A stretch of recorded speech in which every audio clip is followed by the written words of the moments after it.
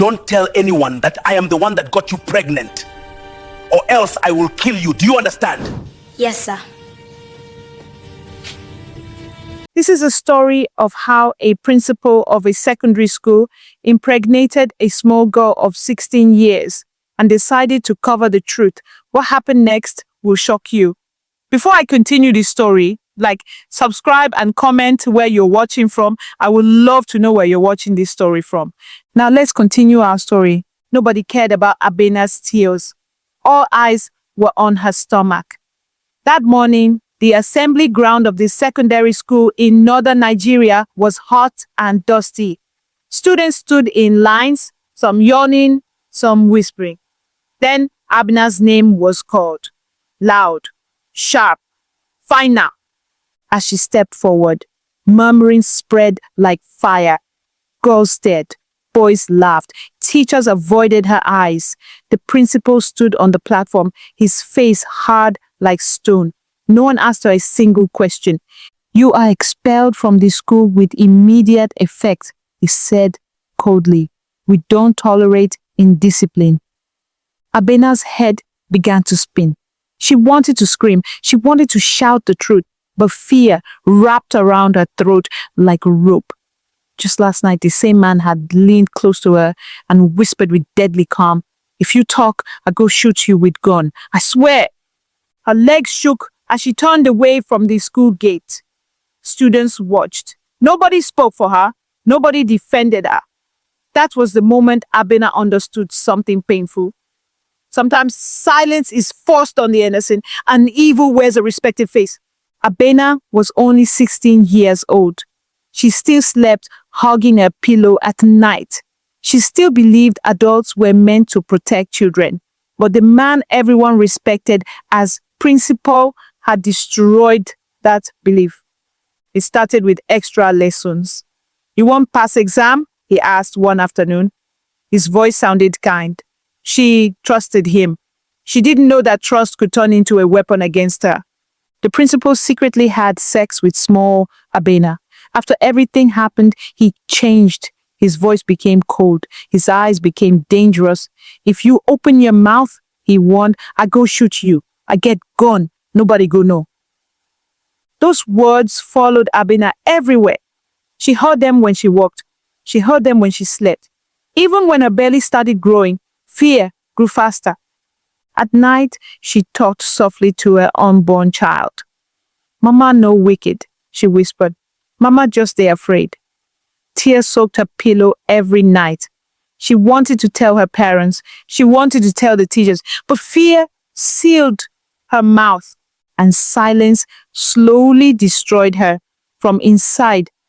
Abena believed home would save her. When she finally gathered courage to return, her heart beat fast with hope. But the moment her parents saw her stomach, that hope died. Her father stood up angrily. "Who did this?" he demanded. His voice shook with rage. Abena opened her mouth, but no sound came out. Fear sat heavy on her chest. Her mother stepped closer, eyes burning. "Answer him!" she shouted. "You won't disgrace us." Abena shook her head slowly. Tears rolled down her cheeks. She remembered the gun. She remembered the threat. Her mother screamed, "I will not tolerate a bastard child in my home. If you can't tell us who is responsible, get out!" Before Abena could kneel, she was pushed outside. Her body hit the ground hard. Pain shot through her back. The door slammed shut. She lay there shaking, pregnant, crying. "Mama, I beg. Papa, I beg," she whispered. Nobody answered. That night, Abena learned that rejection from family hurts deeper than hunger or cold. The streets became Abena's bed that night.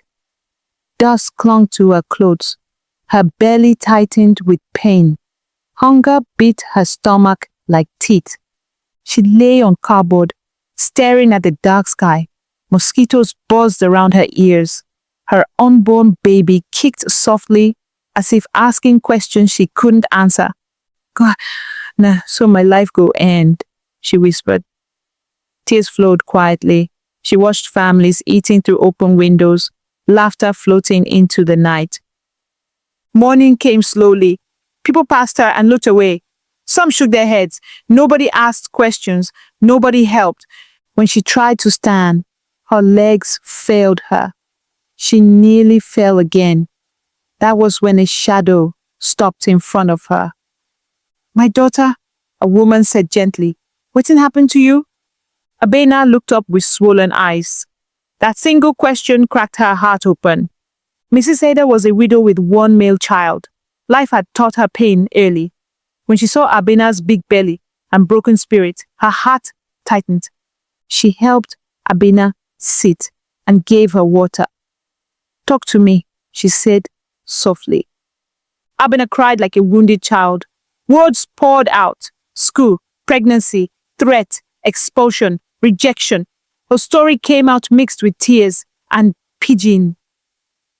Mrs. Ada listened silently. Her jaw tightened with anger. "This wickedness too much," she muttered. She looked around carefully, then spoke firmly. "You no go stay here. Follow me." That day, Mrs. Ada abducted Abena quietly.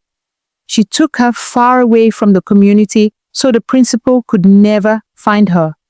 Fear still lived in Abena's heart, but for the first time, she felt safe. Mrs. Ada hid Abena in another town.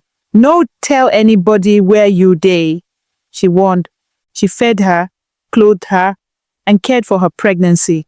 At night, she prayed loudly, "God go fight for you." Abena still had nightmares. Sometimes she woke up screaming. Mrs. Ada would hold her tightly and say, "It don't pass." She trained Abena in tailoring and discipline. "You must stand on your feet," she said. "Life no end because of one evil man." Slowly, Abena became stronger. But deep inside her chest, anger slept quietly. Labor came with heavy pain. Abena screamed until her voice broke. Sweat covered her body. She thought she would die. When the baby cried, Abena cried too. A girl, innocent, beautiful. She named her Aisha. Looking at her child, she whispered, "Your father no go escape." Years passed. Abena grew into a woman. Her hands became skilled. Her eyes became sharp. Aisha grew curious. "Mama, where my papa?"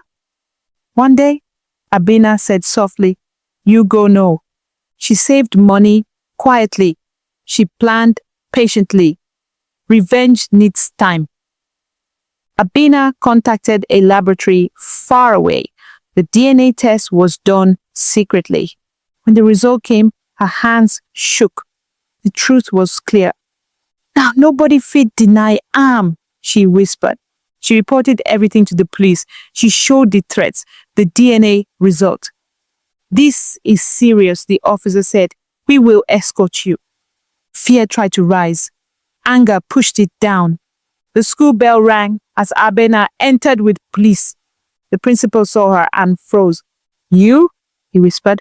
"Yes, me." Abena spoke loudly. She told everything. The threat, the abuse, the silence.